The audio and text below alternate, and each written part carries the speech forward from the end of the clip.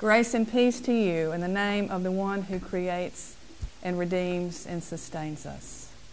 Amen. Amen.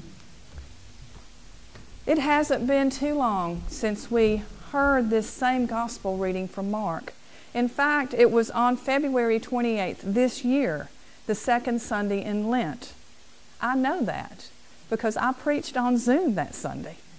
In Lent, I preached on Jesus telling the disciples that he would suffer and die, and I used James Cone's book, The Cross and the Lynching Tree, to illustrate the commonalities between the cross of Christ and the history of racial prejudice, suffering, and the abuse of black bodies up to and including murder in our country and in the world. But today, the gospel is speaking in a different way. Listen carefully.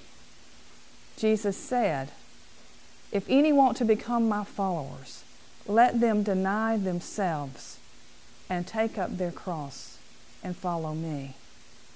For those who want to save their life will lose it. And those who lose their life for my sake and for the sake of the gospel will save it. For what will it profit them to gain the whole world and forfeit their life? Indeed, what can they give in return for their life?" This is clearly a different message than what we hear from the world and from our own human nature that seeks to avoid pain at all costs. God is calling us into living a different way, to be part of a different story than the one that the world is showing us. The suffering of Jesus and his followers need to be understood because Jesus doesn't suffer and die because suffering is good. The necessity of his suffering comes from the way he lives, paying no attention to the social and religious norms.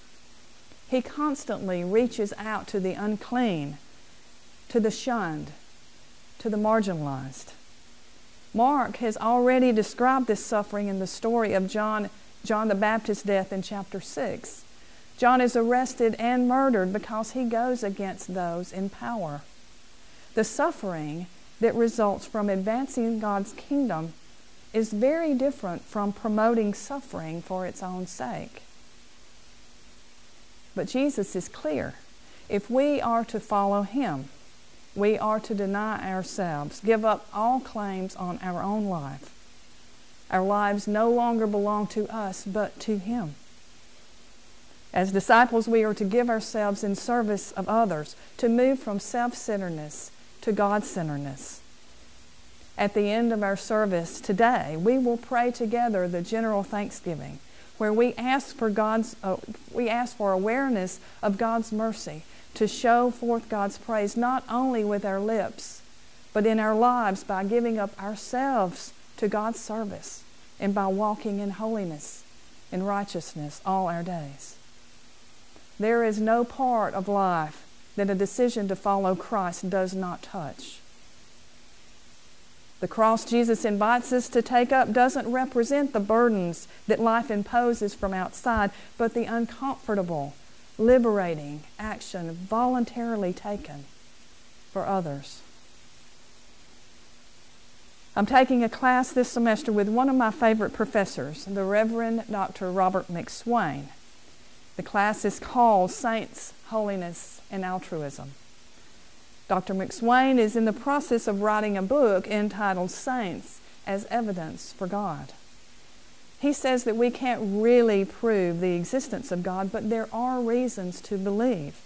And he asks the question, what are those reasons? And are they good reasons? Jesus' invitation to take up our cross and follow him is difficult, but it's not confusing. Our problem may be that we just don't want to do what it takes to follow Jesus, so we refuse to accept any authority over our lives, even his authority. We may be placing our trust in other things like our bank account or what we've achieved or status and prestige or even politicians, listening to those who encourage us to live for ourselves without considering others. As citizens, we must follow Christ by raising our voices on behalf of those whom society barely notices. We must speak the gospel as our leaders make laws that keep people hungry, without shelter or without access to health care and other necessities. If we know Jesus, we will be confident that we can make a difference in our time in the situation in which we live. Accepting Jesus' invitation and living Jesus' invitation is transformational. And this leads me to another of Dr. McSwain's questions. Could a transformed human life be our best evidence of God?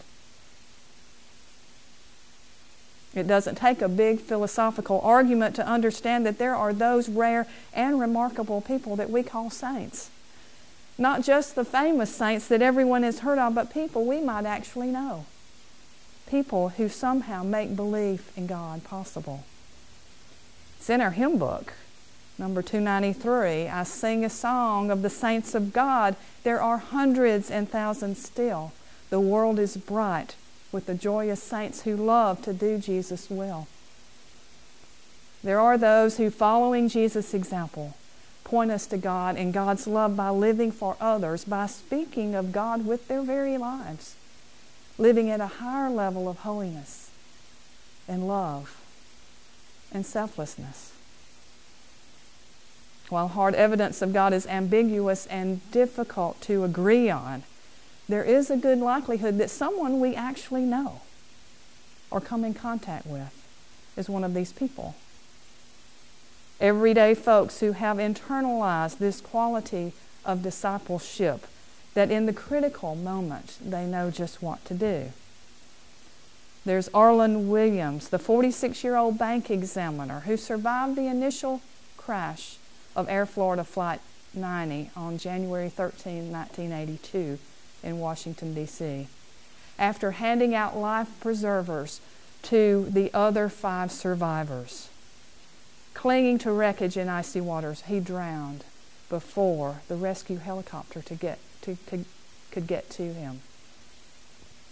On the 20th anniversary of 9/11, we're reminded of the hundreds of selfless people who took enormous risks, many losing their lives to help others survive.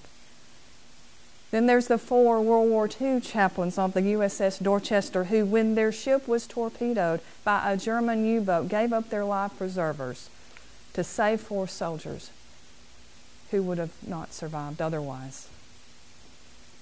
And Jonathan Daniels, the seminary student who stepped between a racist bullet and a young black girl in 1965 Mississippi. And Maximilian Kolb, the Franciscan friar incarcerated at Auschwitz, who voluntarily accepted the punishment of a stranger, giving his own life so the other might live. Most of us may never, will never achieve such a status of complete charity, but failure shouldn't keep us from trying. We know the way. We have other disciples, other examples to walk with us, and Jesus remains in the lead. Jesus warns that doing God's will sometimes have grim consequences, but true disciples don't allow consequences to turn them away from the work of righteousness.